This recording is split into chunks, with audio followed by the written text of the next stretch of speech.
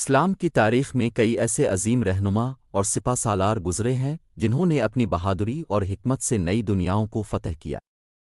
لیکن آج ہم بات کریں گے ایک ایسی شخصیت کی جو کم عمری میں ایسی فتوحات کر گیا جس نے صغیر کی تاریخ بدل دی۔ یہ ہے محمد بن قاسم کی ان کہی داستان جس نے سندھ کو اسلامی سلطنت کا حصہ بنایا۔ یہ 712 کا زمانہ ہے۔ بنو امیہ کی خلافت دنیا کے مختلف حصوں میں پھیل رہی ہے۔ عرب سے لے کر اسپین اور ایران تک اسلامی فتوحات کی لہریں دور دور تک پہنچ رہی تھیں۔ لیکن جنوب میں ایک سرزمین تھی جو ابھی اسلامی حکمرانی میں نہیں آئی تھی، اور وہ تھی سندھ۔ سندھ کی سرزمین اس وقت راجہ داہر کے زیر حکومت تھی، جو کہ ایک مضبوط ہندو راجہ تھا۔ لیکن سندھ کا علاقہ عربوں کے لیے صرف ایک اور فتح کا میدان نہیں تھا، یہ تجارت اور سمندری راستوں کا اہم مرکز تھا جہاں سے اسلامی جہازوں پر حملے کیے جا رہے تھے، اور یہیں سے آغاز ہوتا ہے محمد بن قاسم کا سفر۔ 17 سال کی کم عمری میں محمد بن قاسم کو عراق کے گورنر اور اپنے چچا حجاج بن یوسف کی حمایت حاصل تھی۔ حجاج نے محمد بن قاسم کو سندھ پر حملہ کرنے کی ذمہ داری دی۔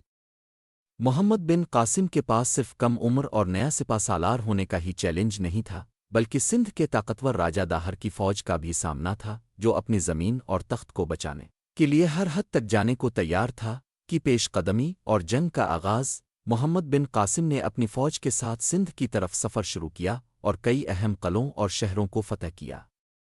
لیکن فیصلہ کن جنگ راجہ داہر کے دارالحکومت دیبل میں ہوئی۔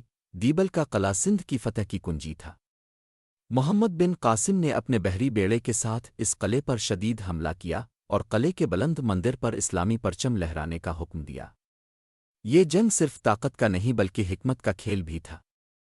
آخر کار راجہ داہر شکست کھا گیا اور دیبل کو فتح کر لیا گیا۔ لیکن محمد بن قاسم کی فتوحات یہاں ختم نہیں ہوئیں۔ انہوں نے سندھ کے دوسرے اہم شہروں نیرون اور الور کو بھی اپنی حکمت عملی اور جنگی صلاحیتوں سے فتح کیا اور سندھ کو اسلامی سلطنت کا حصہ بنایا۔ لیکن محمد بن قاسم کی اصل کامیابی صرف فتوحات میں نہیں تھی۔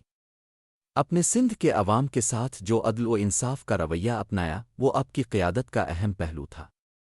سندھ کے ہندو اور بدھ مت کے پیروکاروں کو ان کے مذہبی حقوق دیے گئے اور انہیں امن و امان کے ساتھ رہنے کی اجازت دی گئی۔ یہی وجہ تھی کہ محمد بن قاسم کی فتح کو سندھ کے عوام نے بھی قبول کیا اور آپ کو سندھ کا ہیرو سمجھا جانے لگا۔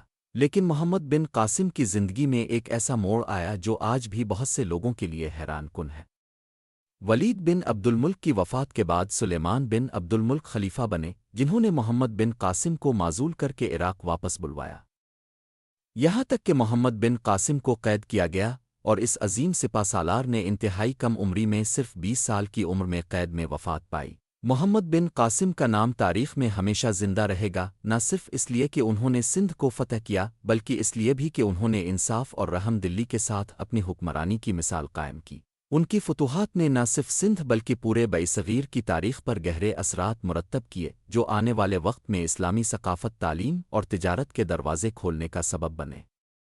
یہ تھی محمد بن قاسم کی ان کہی داستان، ایک ایسا سپہ سالار جو کم عمری میں صغیر کی تقدیر بدلنے میں کامیاب ہوا۔ اگر آپ کو یہ ویڈیو پسند آئی تو لائک کریں، کمنٹ میں اپنی رائے دیں اور مزید ایسی تاریخی داستانوں کے لیے ہمارے چینل کو سبسکرائب کریں۔